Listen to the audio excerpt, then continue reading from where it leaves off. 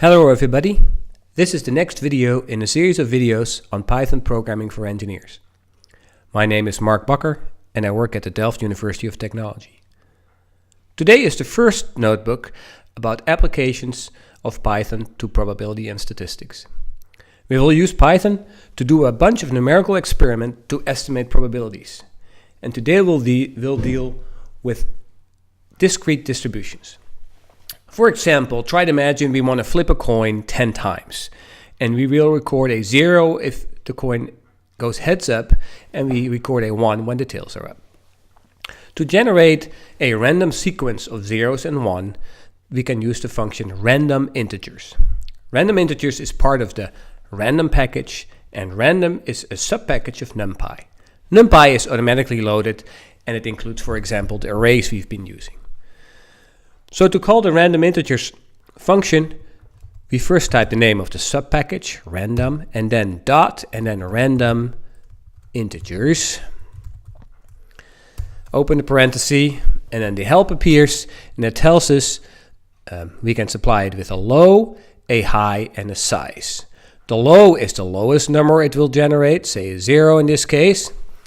The high is the highest number it will generate, a 1, and we want to have 10 of those.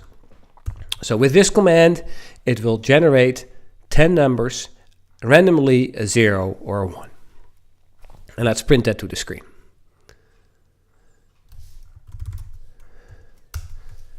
There you see it. 0, 1, 0, 0, 0, 1, 1, 0, 1, 1. Right? So heads, tails, head, head, head, tail, tail, head, tail, tail. When you run this again, so we hit Shift Enter again, you get a different sequence. In fact, you get a different sequence every time you run this. A different random sequence. If you want to do some other experiment where it's not just zeros and ones, but say we have an experiment where there's 3 possible outcomes. We have 100 red balls. We have 100 blue balls. And we have 100 yellow balls. And we assign a 1 if it's a red ball, a 2 when it's a blue ball, and a 3 when it's a yellow ball. And there's 100 of each, so the probability of getting one or the chance of getting a red, a blue, or a yellow is equal, and it's all 1/3. To generate that with the same random integers function, let's store what we get out. A is equal to random integers.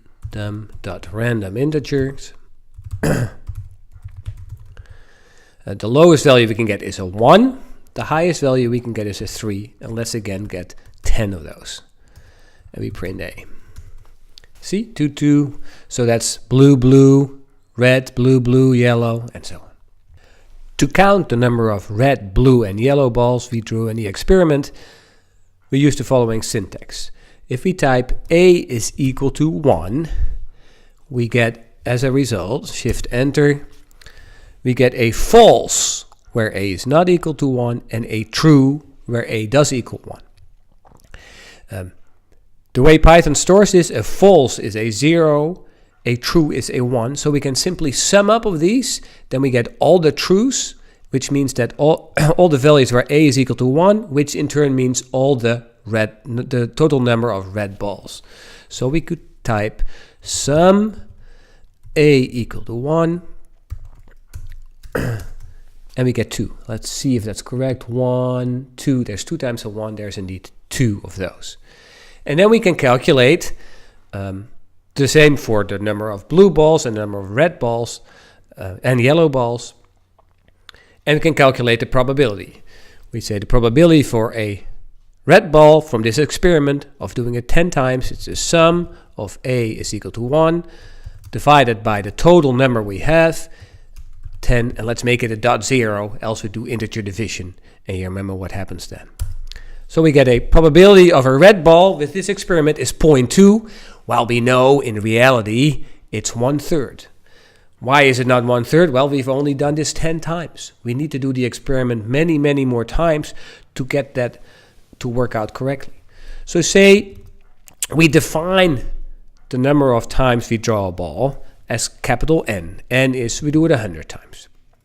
We say A is equal to random dot random integers 1, 3, and we now do it N. And we do this N times. And we say the probability of drawing red is equal to the sum of A is equal to 1 divided by a float of N. And then we print probability of red, prob red. And you see, it's 0.31. It's getting much closer to the 0.33 we want. If you do this 1,000 times, well, we're not even that much closer. But if we do it 10,000, and then of course if we do it 1,000 times again, we get a different number, right? Maybe we should do it 10,000 times. Now we're getting close. In the experiment we just did, the probability of a red ball, a blue ball, or a yellow ball was equal. It was 1/3 for each ball, or each color. What now if the probabilities are not equal? Say we have a big ball where we have 40 red balls and 60 blue balls. Then the probability of a red ball is 0.4 and probability of a blue ball is 0.6. Let's type that in so we remember. Probability is red is 0.4. Let's make this a markdown cell. And the probability of blue is here 0.6. How do we generate numbers from that for that experiment?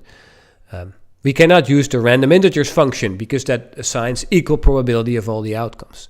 What we will do is we will generate a random number using a uniform distribution between 0 and 1. So we get some random number between 0 and 1. If the number is below 0.4, we call it red, and if it's above 0.4, we call it blue. The function to generate a random number from a uniform distribution is called random sample. And it's again part of the random subpackage. So it's random.random sample. We open a parenthesis, and it just asks for a size. Say we want to have 10 numbers. And you see we get random numbers between 0 and 1. Let's store that in A. And then we say our outcome is another array filled with zeros with the same size as A. For that there is a convenience function called zeros like A. So we get an array filled with zeros with the same shape and type as A. And we say the outcome at place where A is smaller than 0.4 is equal to 0. It's a red ball. And the outcome where A is larger, or maybe larger and equal if you wish, that chance is pretty small, is equal to 1. And then we print outcome. Let's also print A somewhere so we can compare. See, so this is the array A that we generate. Everywhere where A is smaller than 0.4, we assign a 0 to the array outcome, and everywhere where A is larger than 0.4, we assign a 1, which means that where we have zeros, we would have a red ball. Where we have ones, we have a blue ball. And now we can calculate the probability. Print probability of red is equal to, well, it is again the sum of outcome equals 0 divided by the total number of balls we've drawn, and this was in this case 10. And then we should make that into a float. Float 10. And you see the probability of red, according to the experiment, is 0.3. And if we run this again, we draw 10 different random numbers, and the probability of red is only 0.1.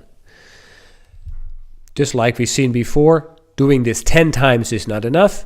We would have to do this many more times. We say n is equal to 100. We type here n, And also we divide by n. Oh, now we we still print everything to the screen, but you already see we get probability of red is 0.38. Let's not print it to the screen anymore. And let's increase the number of balls, or the number of numbers we generate, or the number of times we draw a ball from the experiment. To 1,000, it's 0.41, 10,000. Now we're getting pretty close to 0.4. That was all we had for today. I hope to see you next time.